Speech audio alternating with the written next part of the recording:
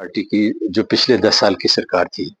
वो बिना नेता प्रतिपक्ष के रही और इनको आदत हो गई कि कोई इनको जो कर रहे हैं, जो कह रहे हैं, जो उनकी नीतियाँ कार्यक्रम है, उनके ऊपर कोई सवाल ना उठाए। राहुल गांधी नेता प्रतिपक्ष बने तो निश्चित तौर पर उन्होंने जो ज़मीनी मुद्दे थे, लोगों से जुड़े मुद्दे थे, चाहे वो महिलाओं के है, दलितों का है, युवाओं का रोज़गार का मुद्दा है और देश से संबंधित तमाम जो मुद्दे थे उनको ज़ोर-शोर से उन्होंने संसद के अंदर भी उठाया। और देश में जगह-जगह घूम के भी उन मुद्दों को वो उठा रहे हैं, विदेशों में जाके भी देश के हित की और देश के मुद्दों की वो बात कर रहे हैं, तो उससे कहीं न कहीं भारतीय जनता पार्टी का जो नेतृत्व है, उसमें परेशानी है, बेचैनी है और इन्होंने एक नया राजनीति का दौर शुरू किया इस देश के अंदर, राहुल गांधी जी के नेता प्रतिपक्ष बनने के बाद और वो दौर है कि गाली निकालो, अभद्र भाषा का इस्तेमाल करो और हद तो तब होगी जब एक ऐसे व्यक्ति ने जो केंद्र में मंत्री है और अपना संसद का चुनाव हार चुका है, वो व्यक्ति जो है वो उस नेता को आतंकवादी कह रहा है जिसकी दादी ने अपनी छाती के ऊपर, अपने शरीर के ऊपर आतंकवाद से लड़ाई लड़ने का खमियाजा भुगतते हुए जो है दर्जनों गोलियां सीने पे झेली, शरीर पे झेली और जिसके पिता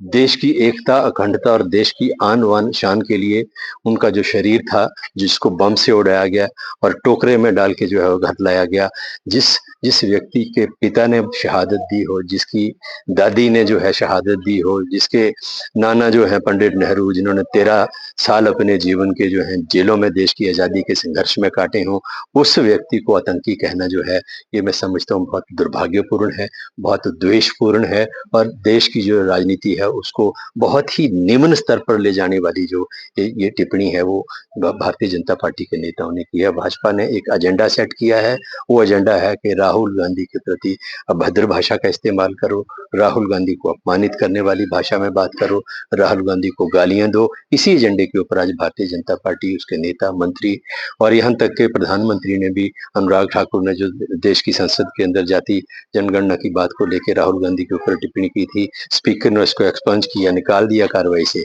लेकिन प्रधानमंत्री ने उसके ऊपर ट्वीट किया, प्रशंसा की राहुल गांधी के। उसी से समझ सकते हैं आप कि ये किस मानसिकता के पोषक हैं और प्रधानमंत्री ने जो टिप्पणी की मैं समझता हूँ कि कहीं न कहीं उन्हीं की इस टिप्पणी से प्रोत्साहित होकर आज भारतीय जनता पार्टी के दूसरे नेता जो हैं, वो गाली-गलौज की जो भाषा है उसका इस्तेमाल कर रहे हैं। बोल रहे हैं। जो देश है हिमाचल है, जे-एंड-के है, हरियाणा है, यूपी है, जो एक ये भारतवर्ष जो एक शरीर है उसके हम अंग हैं, अलग-अलग राज्य और देश का प्रधानमंत्री अगर किसी राज्य को नीचा दिखाकर अपना राजनीतिक हित साधने का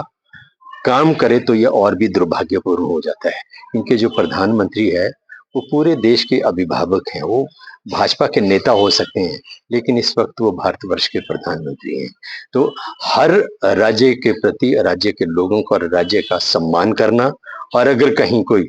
संकट है, कोई ऐसी परिस्थिति है जिसमें देश के प्रधानमंत्री को, देश की केंद्रीय सरकार को आगे आकर राज्य की मदद करनी है, राज्य के लोगों की मदद करनी है, तो वो काम प्रधानमंत्री का जो है वो होना चाहिए। वो तो दूसरे राज्यों में इस तरीके का प्रभाव देने की कोशिश कर रहे हैं कि मेरा हाथ हिमाचल के ऊपर नहीं है, इसलिए हिमाचल प्रदेश की हालत जो है वो बड़ी खराब है, कर्मचारियों को तनख्वाह देने के पैसे नहीं है। हिमाचल प्रदेश में कोई आर्थिक संकट नहीं है, मुख्यमंत्री पहले ही कह चुके हैं। 23,000 करोड़ रुपया केंद्र से लेने को है वो दे दें, बात खत्म हो जाती है। हिमाचल प्रदेश में विषम आर्थिक परिस्थितियों के बावजूद जो है वो ओवरड्राफ्ट की स्थिति नहीं आई। महज़ कर्मचारियों की पहली की बजाय 5 तारीख को जो है 1 महीने की तनख्वाह दी गई है और उसमें भी कर्मचारियों की तरफ से कोई ज़्यादा प्रश्न चिन्ह नहीं लगा। भारतीय जनता पार्टी के लोगों ने उसको मुद्दा बनाने की कोशिश की। तो मैं समझता हूँ कि किसी भी जो देश का प्रधानमंत्री है, उस देश के प्रधानमंत्री जो है वो पूरे देश के एक अभिभावक के रूप में प्रधानमंत्री को देखा जाता है और प्रधानमंत्री अगर वोट की राजनीति के मद्देनज़र किसी प्रदेश को नीचा दिखाने का अगर अपने संबोधन में प्रयास करते हैं तो बहुत दुर्भाग्यपूर्ण है।